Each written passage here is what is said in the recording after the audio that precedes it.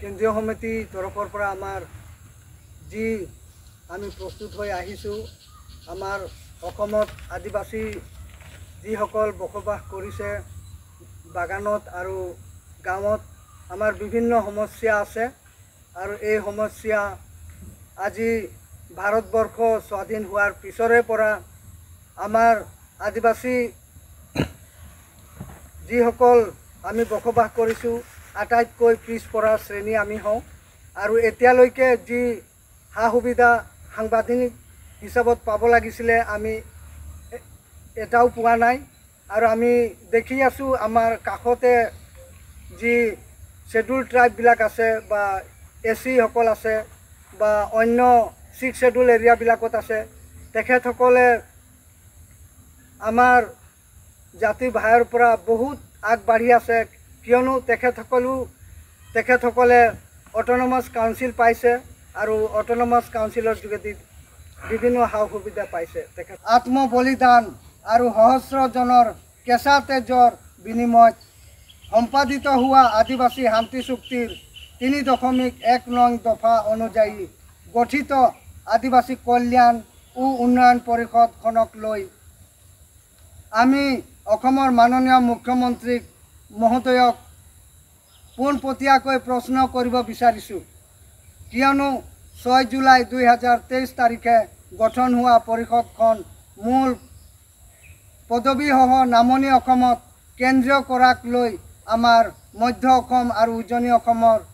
সচেতন ৰাইজৰ দৃষ্টিগোচৰ হৈছে। মন্ত্ৰী মহোদয়ে স্পষ্ট কৰিব লাগে যে এই পৰিষদখন কেৱল নামনি অসমৰ আদিবাসীসকলৰ বাবেহে নে সমগ্ৰ অসমৰ আদিবাসীসকলৰ বাবে। আনহাতে আমাৰ দৃষ্টিগোচৰ হৈছে যে যোৱা 2023 বৰ্ষৰ 6 জুলাইত অসম চৰকাৰে গঠন কৰি দিয়া এবছৰীয়া অন্তৰ্বৰ্তীকালীন পৰিষদখনৰ কাৰ্যকাল ইতিমধ্যে যোৱা 6 জুলাই 2024 তাৰিখে সমাপ্ত হৈছে। গতিকে আমি আজি প্ৰেছ বাৰ্তাৰ জৰিয়তে অসম চৰকাৰৰ মাননীয় মুখ্যমন্ত্ৰী মহোদয়ক শীঘ্ৰেই 16জনীয়া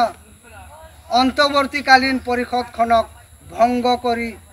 সমগ্ৰ অসম ভিত্তিত আদিবাসী ৰাইজৰ বিকাশ আৰু উন্নয়নৰ স্বাৰ্থত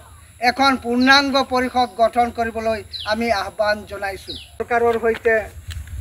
যোৱা 2022 বৰ্ষৰ 15 ছেপ্টেম্বৰত দেশৰ গৃহ মন্ত্ৰালয়ত সম্পাদিত হোৱা আদিবাসী শান্তি চুক্তিত উল্লেখ থকা বহুকেইটা গুৰুত্বপূৰ্ণ দফা কেন্দ্ৰীয় আৰু ৰাজ্য চৰকাৰে বাস্তৱত ৰূপায়ণত গুৰুত্ব প্ৰদান নকৰা আমাৰ দৃষ্টিগোচৰ হৈছে, যাৰ বাবে অসমৰ আদিবাসী তথা আদিবাসী চাহ শ্ৰমিকৰ বহু আপেক্ষিক সাংবিধানিক অধিকাৰ লগতে ভূমিৰ দৰে জ্বলন্ত সমস্যাসমূহ সমাধান নোহোৱাত আদিবাসী ৰাইজৰ মাজত আদিবাসী শান্তি চুক্তিক লৈ বৰ্তমানৰ ডক্টৰ হিমন্ত বিশ্ব শৰ্মা নেতৃত্বাধীন চৰকাৰৰ প্ৰতি ৰাইজৰ মাজত অসন্তুষ্টি আৰম্ভ হ'বলৈ ধৰিছে। কেন্দ্ৰীয় আৰু ৰাজ্য চৰকাৰে বড়ো চুক্তি দফাসমূহ আখৰে আখৰে ৰূপায়ণত গুৰুত্ব প্ৰদান কৰিছে, তেন্তে আদিবাসী শান্তি চুক্তিৰ প্ৰতি অৱহেলা কিয়? বহু প্ৰত্যাশিত আদিবাসী শান্তি চুক্তিৰ 5.6 দফা অনুযায়ী কেন্দ্ৰীয় আৰু ৰাজ্য চৰকাৰে সংগঠনৰ বহু সদস্যসকলৰ নামত অসমৰ বিভিন্ন জিলাত পঞ্জীয়নভুক্ত গোচৰসমূহ এতিয়ালৈকে উঠাই লোৱাৰ ব্যৱস্থা কৰাগৈ নাই, যাৰ বাবে বিভিন্ন জিলাৰ পুলিচ থানাত ৰুজু থকা গোচৰসমূহ বা সত্ৰ ন্যায়ালয়ত বিচাৰাধীন গোচৰসমূহত বৰ্তমান জেল হোৱাৰ সম্ভাৱনা দেখা দিছে। গতিকে আদিবাসী শান্তি চুক্তিত লিপিবদ্ধ থকাৰ সত্ত্বেও যদি চৰকাৰে গোচৰসমূহ শীঘ্ৰেই নিষ্পত্তি কৰাত গুৰুত্ব প্ৰদান নকৰে, তেন্তে দেশৰ গৃহ মন্ত্ৰালয়ত গৃহমন্ত্ৰী শ্ৰীযুত অমিত শ্বাহৰ উপস্থিতিত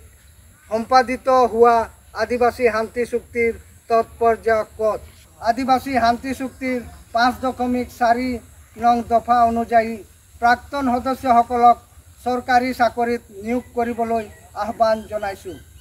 যিদৰে বড়ো চুক্তি আৰু কাৰ্বি চুক্তিৰ জৰিয়তে চৰকাৰী চাকৰিত নিয়োগ কৰিছে, ঠিক তেনেদৰেই প্ৰাক্তন সংগঠনৰ উপযুক্ত সদস্যসকলকো চৰকাৰী চাকৰিত নিয়োগ কৰিবলৈ আমি অনুৰোধ জনাইছোঁ। বিভিন্ন বাতৰি কাকত আৰু নিউজ চেনেলত প্ৰকাশিত বাতৰিত আদিবাসী কল্যাণ আৰু উন্নয়ন পৰিষদ নামত সামগ্ৰী যোগানৰ নামত ভুৱা ৱৰ্ক অৰ্ডাৰ দি নয়ডা আৰু বেংগালুৰু প্ৰতিষ্ঠানৰ পৰা কোটি কোটি টকা সংগ্ৰহ কৰি লুট কৰা ঘটনাৰ সৈতে জড়িত বিজেপিৰ অনুসূচিত জাতি মৰ্চাৰ সাধাৰণ সম্পাদক অসীম দাস